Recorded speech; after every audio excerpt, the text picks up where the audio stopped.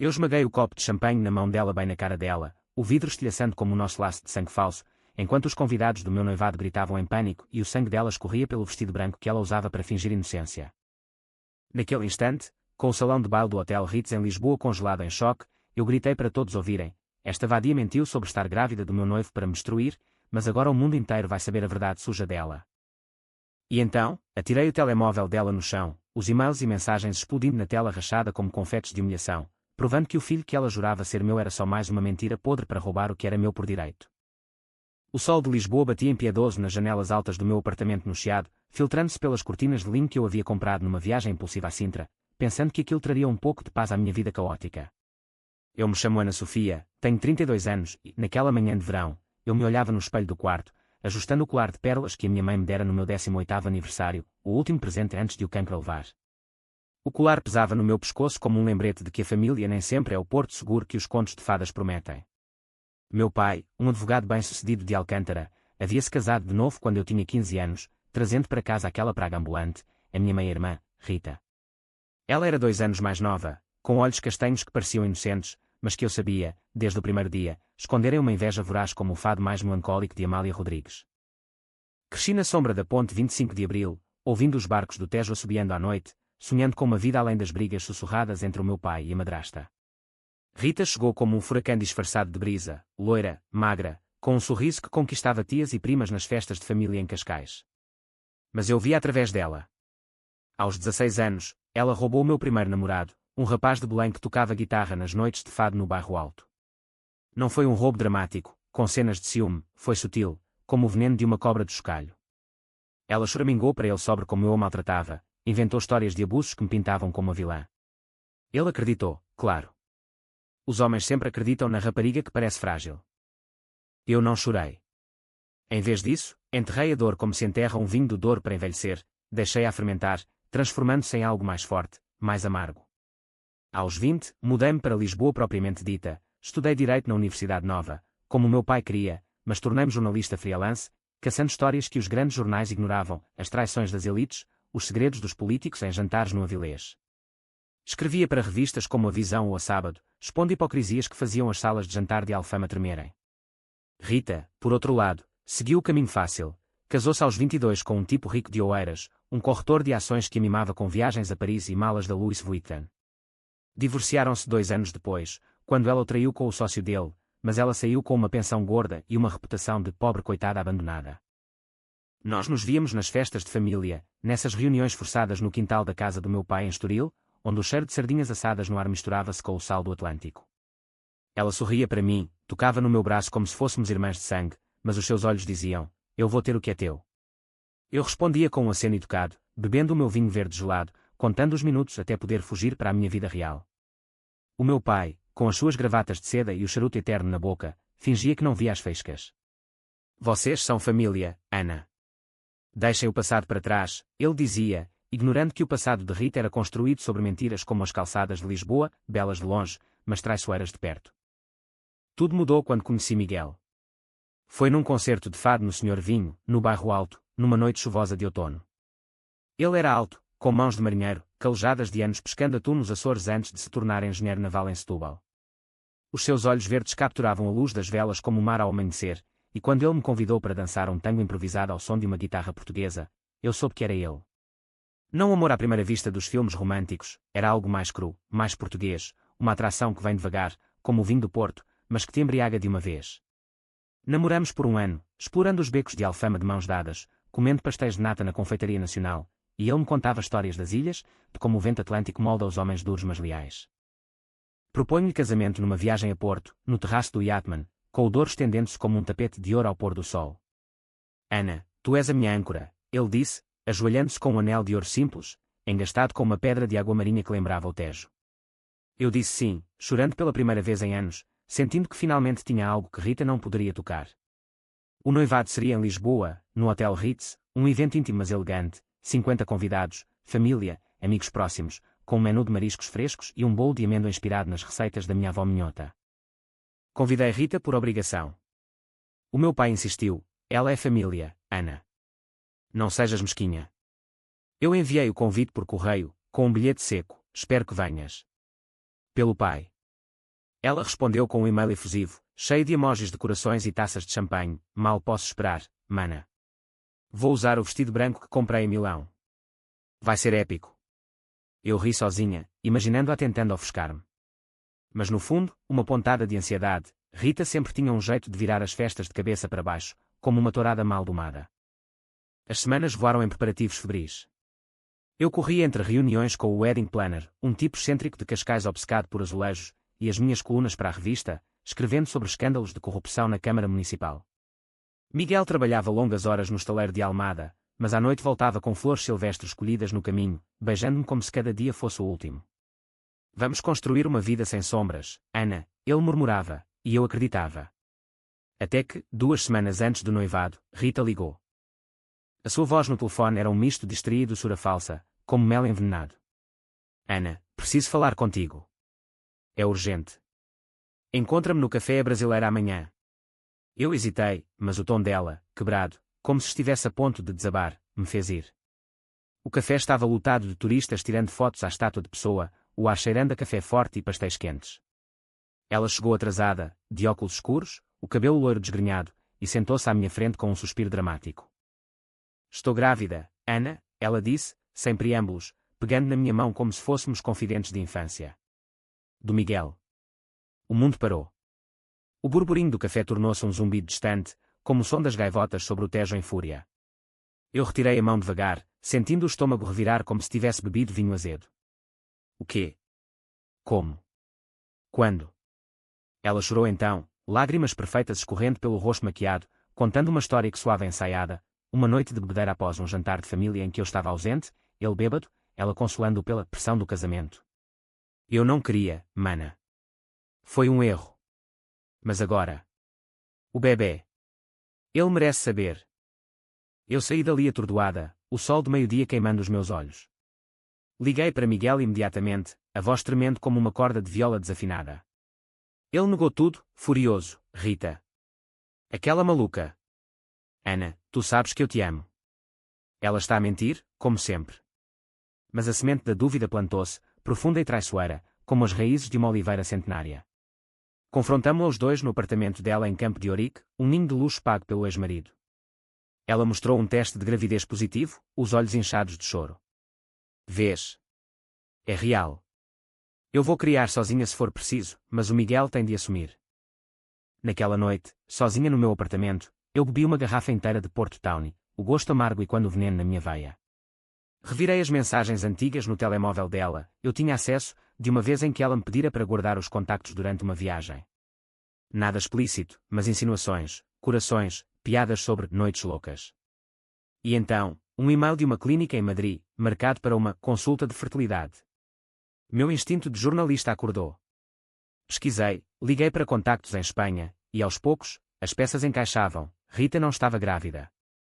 Era uma farsa, um teste falso comprado online, e a consulta era para inseminação artificial, ela planejava engravidar de um dador anónimo para prender Miguel. Mas porquê? A resposta veio numa conversa gravada que eu roubei do seu portátil, deixado desprotegido numa visita anterior. Eu vou destruir o noivado dela. Ela acha que tem tudo, o homem perfeito, a carreira. Mas eu mereço mais. O pai sempre a preferiu. A inveja de Rita não era só por mim, era uma ferida aberta desde a morte da minha mãe, quando o meu pai me mimara mais, tentando compensar a ausência. Ela via-me como a intrusa, a herdeira do afeto que lhe faltava. Eu não contei a Miguel ainda. Deixei a raiva crescer, como uma onda no mar da Nazaré, pronta para engolir tudo. O noivado aproximava-se, e eu decidi, ela queria drama. Eu daria o espetáculo da sua vida. Em público, onde doía mais, no coração ensolarado de Lisboa, onde as mentiras se evaporam como um nevoeiro da manhã. Os dias seguintes foram um vórtice de fingimento, como dançar um fado sem errar o compasso, mas com o coração sangrando por dentro. Eu sorria para Miguel nas chamadas de vídeo, planeando os detalhes do noivado como se nada tivesse mudado, o vestido de renda branca de uma costureira em Sintra, os arranjos de flores silvestres colhidas no Gerês, a banda de fado que tocaria, estranha forma de vida, como a nossa música. Mas à noite, sozinha, eu vasculhava o passado de Rita como uma detetive em filme noir, bebendo café preto forte e fumando cigarros que eu jurara abandonar. Descobri mais, aos 18 anos, ela havia falsificado uma gravidez para prender o namorado da altura, um estudante de medicina de Coimbra que alargou ao saber a verdade. O escândalo ficou abafado pela família, o meu pai pagou para calar a rapariga que ela acusara de roubar o homem. Padrão recorrente, como as marés do Atlântico, atrair, manipular, destruir. Confrontei-a numa tarde chuvosa no Jardim da Estrela, onde as estátuas de anjos pareciam zombeteiras sob a garoa fina. Para com isto, Rita. Eu sei da mentira. Ela riu, um som agudo como o grito de uma gaivota, acendendo um cigarro com mãos trêmulas. Provas, mana. Sem provas, é só a palavra de uma invejosa contra a de uma mãe sofredora. Ela tocou na barriga inexistente, os olhos brilhando com malícia. O Miguel vai escolher-me. Homens como ele adoram salvar damas em perigo. E tu? Vais ficar sozinha, como sempre deves ter estado. As palavras cortaram como facas de ourivesaria, evocando memórias da infância. Eu, aos 12, encontrando-a a revistar os meus diários, rindo das minhas confissões de amor platónico por um rapaz da escola. Ninguém te quer, Ana. És demasiado dura, como essas pedras do Tejo. Eu saí dali tremendo, mas não de fraqueza, de fúria pura, o tipo que faz os lisboetas fecharem as janelas durante uma tempestade. Voltei ao trabalho com voracidade, escrevendo uma peça sobre fraudes emocionais nas redes sociais, mas na verdade, era catarse disfarçada. Amigas como a Joana, uma galerista de arte em Chiado, notavam a mudança. Estás com olheiras, Ana. O que se passa? Eu desviava, dizendo que era stress do noivado, mas por dentro, planeava o contra-ataque. Contactei um hacker amigo de um caso antigo, um tipo de Alvalade que devia um favor, e ele acedeu aos backups do iCloud dela. Ouro, gravações de áudio onde ela confessava a uma amiga em Paris, o teste é falso, mas o drama vai ser real. Vou chorar no noivado, dizer que o Miguel me engravidou. A Ana vai desabar, e eu fico com o homem e a pena de todos. Guardei tudo num pendrive, escondido no meu colar de pérolas oco, um truque de espiã que aprendera num curso de jornalismo investigativo. Miguel, alheio, levava-me a jantares românticos no Time Out Market, onde provávamos queijos da Serra da Estrela e vinhos do Alentejo, jurando lealdade eterna. Confias em mim, não confias? Ele perguntava, e eu assentia, beijando-o com uma paixão que mascarava a dúvida. Porque, sim, uma parte de mim questionava, e se houvesse verdade? E se ele tivesse cedido uma noite, no vinho e na solidão? O amor, em Portugal, é como o nosso clima, ensolarado e imprevisível, capaz de nuvens negras num instante. O dia do noivado amanheceu perfeito, céu azul sem fim, o ar carregado do perfume de jasmins do Rocio. O Hotel Ritz, com os seus salões de mármore e lustres de cristal, brilhava como um palácio de contos. Eu vesti o vestido, o tecido sussurrando contra a pele como um amante secreto, e desci as escadas sentindo-me uma rainha, até ver Rita na entrada, de branco imaculado, a barriga falsamente arredondada sob a mão protetora. Os convidados já chegavam, o meu pai, com a sua gravata vermelha patriótica, tias de Leiria tagarelando sobre receitas de bacalhau, amigos de Miguel dos Açores, robustos e risonhos. Ela aproximou-se, beijando-me as bochechas com perfume caro. Estás linda, mana. Mas hoje. Hoje é o meu dia também. O veneno no tom era sutil, mas eu o senti, como o sal na ferida. A cerimónia começou às 19 horas, o sol poente tingindo o salão de laranja e ouro. Miguel e eu trocámos votos simples, as nossas mãos entrelaçadas sobre o anel, enquanto o padre, um velho amigo da família de Fátima, abençoava-nos com palavras de eternidade. Os aplausos ecoaram, taças tilintaram, e então Rita levantou-se, o copo na mão, o rosto pálido como leite coalhado. Um brinde à minha irmã e ao Miguel, ela disse, voz trêmula. Mas antes. Tenho uma confissão. O silêncio caiu como uma cortina de ferro. Ela chorou, lágrimas caindo como chuva de verão, e anunciou, estou grávida. Do Miguel. Aconteceu antes do compromisso, um erro que não podemos ignorar. O bebê merece uma família. Gritos abafados, olhares chocados. O meu pai ficou branco como giz, a minha tia desmaiou num sofá de veludo. Miguel negou, furioso, empurrando a cadeira para trás. Mentes, Rita. Isso é loucura. Mas ela insistiu, mostrando o teste falso no telemóvel, a multidão murmurando como ondas num porto agitado. Eu fiquei parada, o coração martelando como o sino da Sé de Lisboa, sentindo o mundo ruir como as muralhas de Óbidos após um sítio. Os flashes dos telemóveis já capturavam o caos. Amanhã, seria notícia no Correio da Manhã, escândalo no noivado de elite em Lisboa. Mas eu não desabei. Em vez disso, ri, um riso baixo, perigoso, que cortou o ar como uma navalha. Obrigada pela atuação, Rita. Mas o espetáculo real começa agora. Peguei no meu telemóvel, o pendrive já conectado, e projetei no ecrã gigante do salão, preparado para slideshow de fotos, os ficheiros, as gravações, os e-mails, as provas da farsa. A voz dela ecoou: o teste é falso. Vou chorar no noivado. Os convidados ofegaram, alguns vomitando em copos vazios. Rita gritou, avançando para mim, mas eu segurei o copo dela, esmagando na sua mão, o vidro cravando-se na carne como justiça poética. O sangue dela salpicou o chão de mármore como vinho tinto derramado numa toalha de linho, e por um segundo, o salão inteiro pareceu prender a respiração, como se o fado tivesse parado no meio de uma lamentação. Rita uivou, mais de raiva que de dor, as unhas pintadas de vermelho cravando-se no meu braço enquanto tentava arrancar o telemóvel das minhas mãos. Para! És uma doida. Estás a destruir a família. Mas as palavras dela agora soavam ocas, como o eco num poço seco, porque os olhares dos convidados, aqueles que outrora a bajulavam, viravam-se contra ela, frios como o vento de inverno no cabo da roca. O meu pai, o pilar de sempre, ficou paralisado na porta, o rosto enrugado com torcida em descrença, murmurando: Rita. Como pudeste, como uma oração falhada.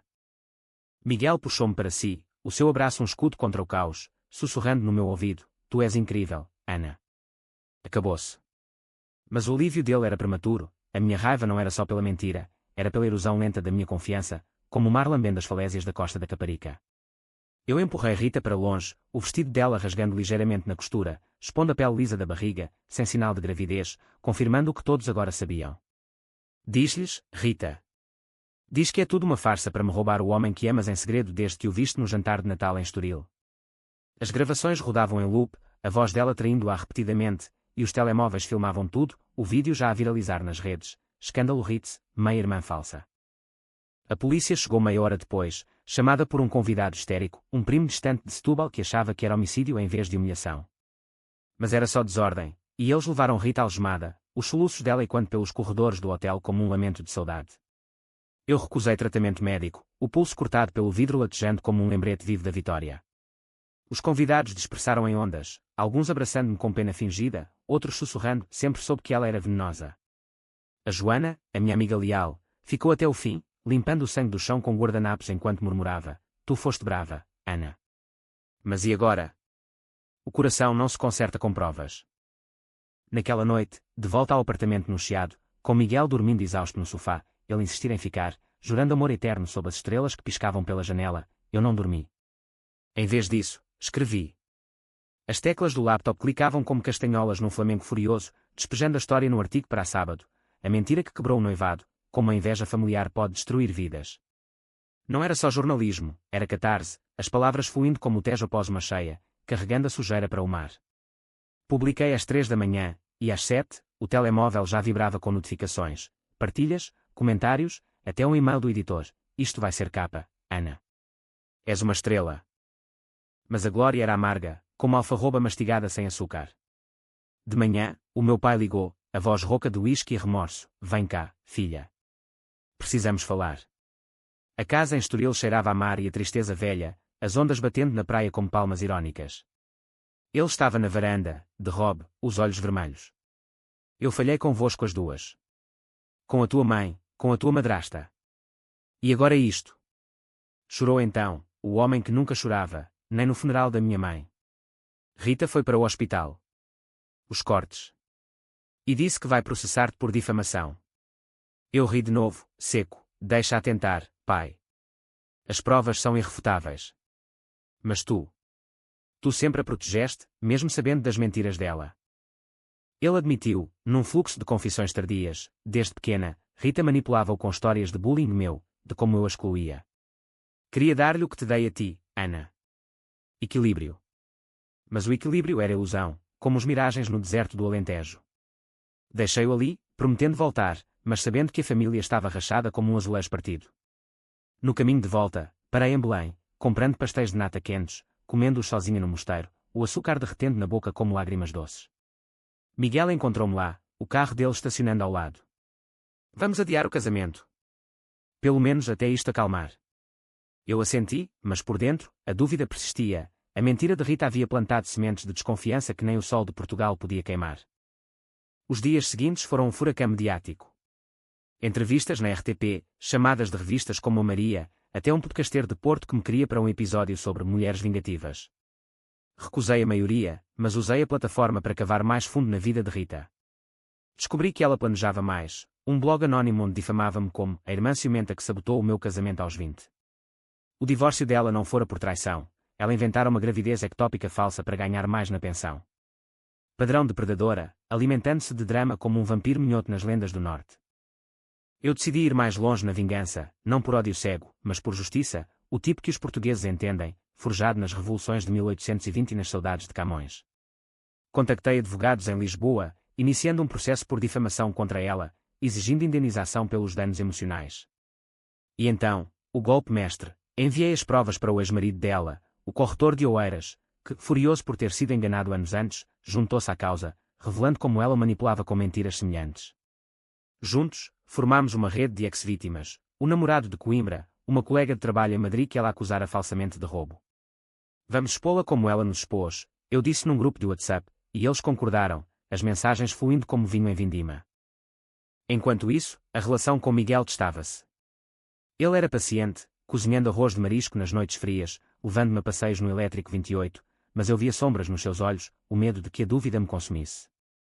Acreditas em mim, Ana? Ele perguntava, e eu respondia sim, mas o sim soava oco, como uma concha vazia na praia de Carcavelos. Uma noite, após um jantar no Cervejaria Ramiro, lagostas e percebes regados a vinho verde, confessei, a mentira dela me fez questionar tudo. Não só ti, mas a mim mesma. Por que atraio estas toxinas? Ele segurou o meu rosto, os polegares traçando as minhas bochechas, porque és forte o suficiente para as enfrentar. E eu estou aqui para te lembrar quem és. Mas a força tem custo. Sonhos me assombravam, Rita rindo na escuridão, o bebê falso chorando sangue, o meu pai virando as costas. Acordava suada, o coração acelerado, e saía para a varanda, olhando as luzes de Lisboa piscando como estrelas caídas. Era aí que planeava o próximo passo, uma entrevista exclusiva na SIC Notícias, onde contaria tudo, transformando a minha dor em alerta público sobre manipulação familiar. Não é vingança, eu diria à Câmara. É sobrevivência. E no fundo, sabia que era ambas as coisas, o drama português em essência, onde o amor e o ódio dançam tango na corda bamba. A entrevista na SIC Notícias foi um calvário disfarçado de triunfo, as luzes do estúdio queimando como o sol de agosto em Évora, enquanto o pivô, um homem de fato cinzento e sotaque alentejano suave, me olhava com aquela mistura de empatia profissional e curiosidade voyeur. Ana Sofia, o que a levou a expor a sua meia-irmã publicamente? Não foi vingança. Eu sorri para a câmara, o colar de pérolas frio contra a pele, e respondi, foi justiça, senhor. Em Portugal, onde a família é sagrada como o fado, as mentiras corroem as raízes. Eu só cortei o veneno antes que matasse tudo. O país inteiro assistiu, audiências dispararam, tweets inundaram com Ana Vingadora, e até o público dedicou uma página dupla, com fotos minhas no Ritz, o sangue borrado como arte abstrata. Rita contra-atacou de uma cama de hospital em Lumiás, onde se internara por stress pós-traumático, mais drama, financiado pelo seguro do ex-marido. Ela deu uma entrevista à TVI, maquiada como mártir, lágrimas escorrendo, a Ana sempre me odiou. Eu só queria proteger o meu bebê. Mas ela destruiu a minha vida. Sem mencionar que o bebê era ficção, ou que os médicos confirmaram a ausência de gravidez no exame forçado pelo tribunal. Os atas online atacaram-me, feminicídio emocional, monstro sem coração. Mas os apoiadores eram mais, mulheres de todo o país, de Faro a Braga, enviando mensagens, obrigada por falar por nós. A minha cunhada fez o mesmo. O processo legal avançava devagar, como a burocracia portuguesa, audiências adiadas, papéis perdidos em Lisboa. Mas o verdadeiro julgamento era público. Rita perdeu o emprego numa agência de relações públicas em Saldanha, clientes fugiram como ratos de um navio afundando, e o ex-marido congelou a pensão, alegando fraude. Ela mudou-se para um apartamento modesto em Benfica, longe do glamour de Campo de Ourique, e os rumores diziam que bebia sozinha à noite, ouvindo fado no rádio até o amanhecer. Eu não sentia pena, sentia uma satisfação fria, como beber água gelada após uma corrida no Monsanto. Miguel e eu retomámos o planeamento do casamento, mas com cicatrizes invisíveis. Escolhemos uma data em primavera, numa quinta no Douro, vinhas estendendo-se como tapetes verdes. Sem família grande, eu disse. Só nós, os amigos próximos. Ele concordou, mas notei como ele evitava festas agora, temendo olhares curiosos. Uma noite, após fazerem amor, lento, como um vinho envelhecido, ele confessou, sinto culpa, Ana. Por ter conhecido Rita antes de ti, por ela ter tido a oportunidade de fantasiar. Eu virei-me para ele, a lua filtrando pela janela como prata líquida, não é culpa tua. É o veneno dela. Mas se não confiares em mim para superar isto, então a mentira venceu. O meu pai, tentando redimir-se, convidou-nos para um jantar em Estoril. A mesa estava posta com porcelana de vista alegre, o mar rugindo ao fundo como um coro grego. Ele pediu desculpas formais, oferecendo-me uma parte da herança antecipada, para o teu futuro, filha, mas eu recusei. O que eu quero é verdade, pai. Não dinheiro. Falámos horas, desenterrando fantasmas, a morte da minha mãe, como ele se casara por solidão, trazendo Rita para preencher o vazio. Ela era uma criança ferida, Ana. Como tu eras. Mas a ferida de Rita apodrecera, tornando-se cancro, enquanto a minha endurecera em armadura. Dias depois, recebi uma carta dela, manuscrita, tinta azul borrada de lágrimas. Ana, perdoa-me. Eu era invejosa, sim. Tu tinhas tudo, a mãe perfeita na memória, o pai que te idolatrava. Eu era a intrusa, a segunda escolha. A gravidez era o meu grito por atenção. Palavras bonitas, mas eu cheirei a manipulação, como peixe podre no mercado da Ribeira. Respondi com uma mensagem curta: palavras não apagam ações. Procura ajuda, Rita. Antes que destruas mais vidas. Bloqueei-a, mas guardei a carta, um troféu amargo. A vingança não parou aí. Com a ajuda do grupo de vítimas, lancei uma campanha online: Quebra o silêncio, histórias de manipulação familiar. Mulheres partilhavam, de mães que mentiam sobre heranças a irmãs que sabotavam casamentos. Virou movimento, competições para leis mais duras contra a difamação emocional. Eu moderava fóruns no Reddit e no Facebook, ouvindo dores que ecoavam a minha, senti-me como tu, Ana. Expus e libertei-me. Era terapêutico, transformando a dor em ponte para outras. Mas o preço psicológico cobrava. Ataques de pânico vinham sem aviso, no metro de Lisboa, vendo casais de mãos dadas, ou no supermercado da Pingo Doce, entre latas de atum. Terapeuta, uma mulher de Setúbal com sotaque suave, diagnosticou trauma relacional. A traição de sangue corta mais fundo que a diamantes, ela disse. Sessões semanais ajudavam, com exercícios de respiração como ondas do mar, mas as noites eram batalhas, pesadelos onde Rita me sufocava com o vestido branco, o sangue virando leite materno. Miguel propôs uma escapadela aos Açores, para as suas ilhas natais. Voámos para São Miguel, o ar puro cheirando a ananáses e flores de laranjeira. Caminhámos pelas veredas dos 7 cidades, o lago azul e verde espelhando o céu, e ali, sob uma cachoeira, ele renovou o pedido: casa comigo, Ana. Não por pena, mas porque te escolho todos os dias. Chorei, sim, lavando a sujeira do passado na água fresca. Fizemos amor numa casa de campo, o vento atlântico sussurrando promessas, e pela primeira vez em meses, dormi sem sonhos. De volta a Lisboa, a vida recomeçava. O artigo na Sábado ganhou prémio, abrindo portas para um livro, Mentiras de Família, a verdade por trás do véu português, e eu sentia o controlo retornar, como tomar as rédeas de um cavalo selvagem na feira de São Mateus em Viseu. Rita, ouvi dizer, entrara num retiro em Fátima, buscando redenção em velas e orações. Se era genuíno, bom para ela. Mas o dano estava feito, e eu não olhava para trás. O outono chegou a Lisboa com folhas douradas varridas pelas ruas de Alfama, e com ele, o julgamento de Rita, não no Tribunal de Mármore Frio do Palácio da Justiça, mas no Tribunal da Opinião Pública, onde as sentenças são eternas como as gravuras nos azulejos da Baixa. O processo por difamação arrastou-se por meses, audiências em salas abafadas cheias de advogados de gravata solta e juízes com olhares cansados de verem o pior da humanidade portuguesa. O meu advogado, um homem seco de Alcochete com bigode grisalho, apresentou as provas como um toureiro desferindo golpes precisos, gravações, e-mails, testemunhos do ex-marido e da amiga parisiense. Rita, representada por um novato ambicioso, chorava em cada sessão, alegando transtorno de personalidade borderline, mas o juiz, uma mulher de Évora com olhos de basalto, não se comovia. A lei não perdoa mentiras que destroem vidas, decretou, condenando-a a pagar 50.000 euros em danos e proibição de contacto comigo por 5 anos. A notícia explodiu nos média, meia-irmã condenada em escândalo de noivado falso. Rita apelou, claro, mas o dinheiro secava, o pai cortara-a, priorizando finalmente a verdade sobre o sangue. Eu usei a indenização para uma causa maior, fundar um centro de apoio a vítimas de abuso familiar em Lisboa, num prédio antigo no Martim Muniz, multicultural como a cidade. Casa Ana, assim o chamei, em homenagem à força que me restava, oferecia terapia gratuita, workshops sobre limites emocionais, inspirados nas minhas sessões. Inauguramos com uma festa modesta, fado ao vivo, vinho do Dão, e discursos de sobreviventes que me abraçavam como irmãs de escolha. Miguel e eu casámos na primavera, na Quinta do Douro que sonhávamos. O dia foi um bálsamo, vinhas florescendo em verde tenro, o rio serpenteando como uma fita de safira, e apenas 30 convidados, a Joana como madrinha, o meu pai emocionado mas distante, sem menção a Rita. Eu usava um vestido de seda simples, inspirado nas moras encantadas das lendas nortenhas, e Miguel, de fato azul como o céu açoriano, chorou ao ver-me descer o eslo de rosas silvestres. Os votos foram pessoais. Prometo-te não só amor, mas transparência, Ana. Sem sombras.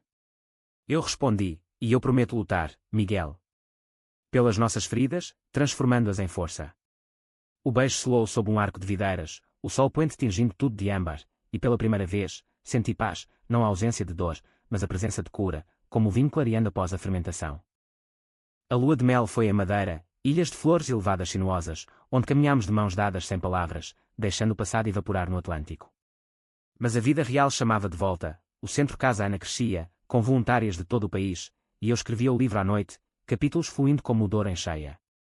Capítulo 5, A Raiz da Inveja, explorava a psicologia de Rita, não para desculpá-la, mas para dissecar como o abandono infantil, agravado pela comparação constante, gera monstros.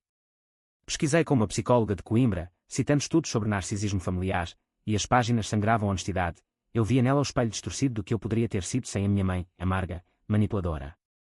Mas escolhi diferente. Rita reapareceu indiretamente, uma carta via o meu pai, de um endereço em Faro, onde se mudara para recomeçar.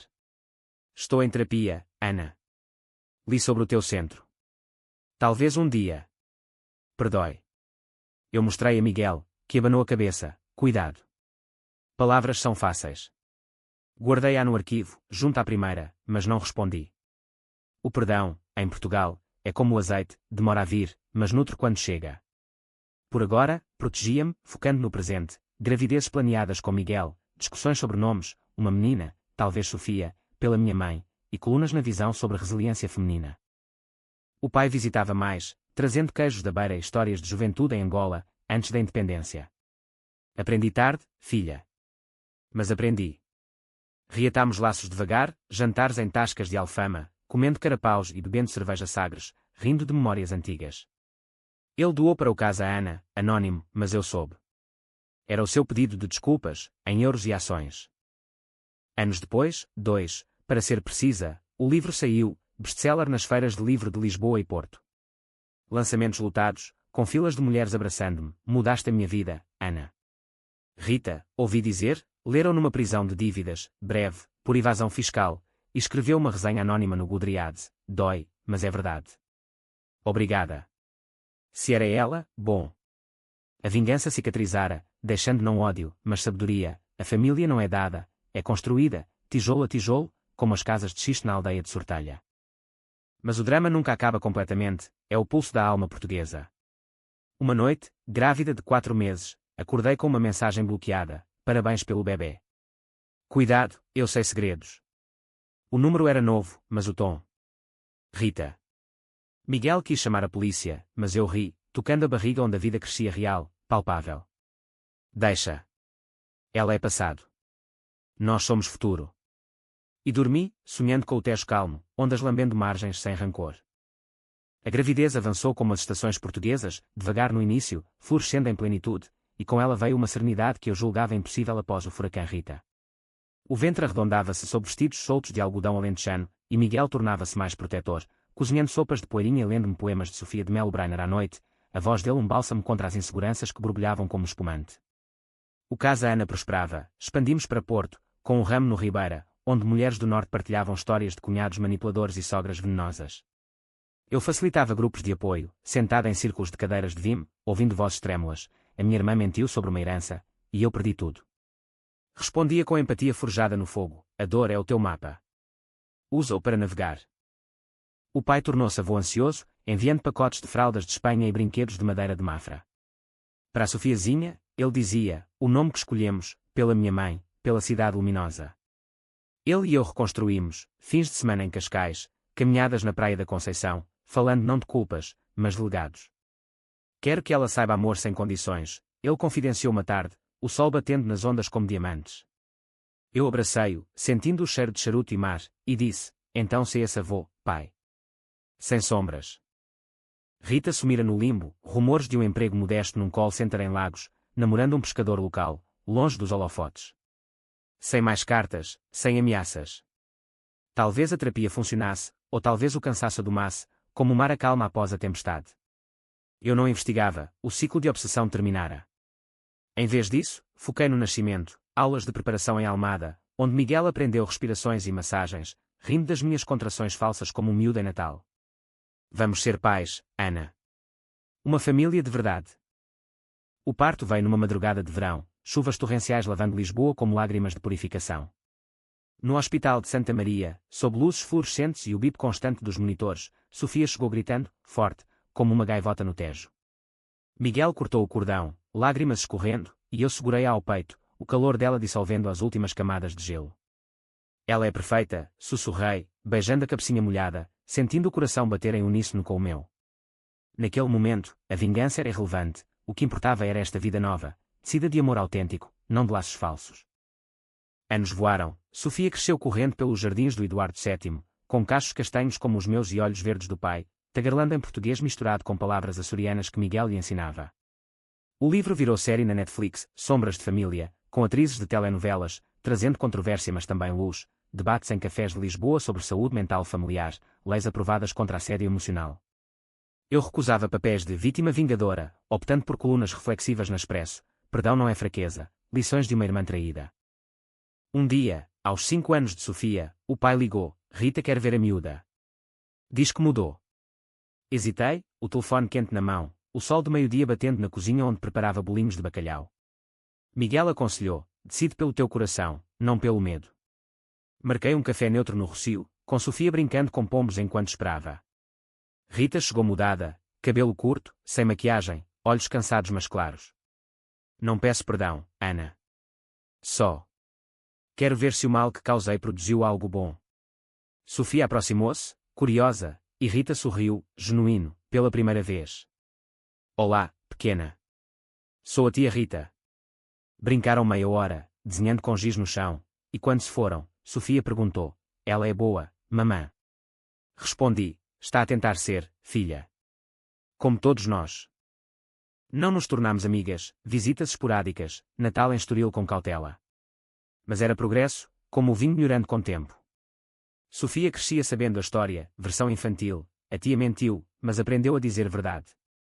Ensinava a resiliência, corações partidos colam com ouro, como no kintsugi japonês que a avó nos mostrou. Hoje, aos 38, olho para o tejo da varanda do nosso apartamento em Alcântara, mudámo-nos para perto do estaleiro de Miguel, vendo barcos dançarem na água, e sinto gratidão. A traição de Rita foi o catalisador, expôs fraquezas, forjou forças. Escrevo um novo livro, Raízes Reconstruídas, sobre cura familiar, e Sofia ilustra as capas com desenhos de oliveiras entrelaçadas. Miguel e eu dançamos fado em casa, rindo das pisadas erradas, e o pai conta histórias para a neta, sem omitir lições.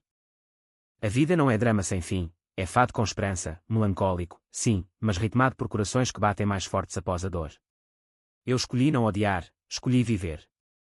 E nisso, a vingança verdadeira, uma existência plena, onde mentiras não mais definem, mas verdades brilham como o sol sobre Lisboa.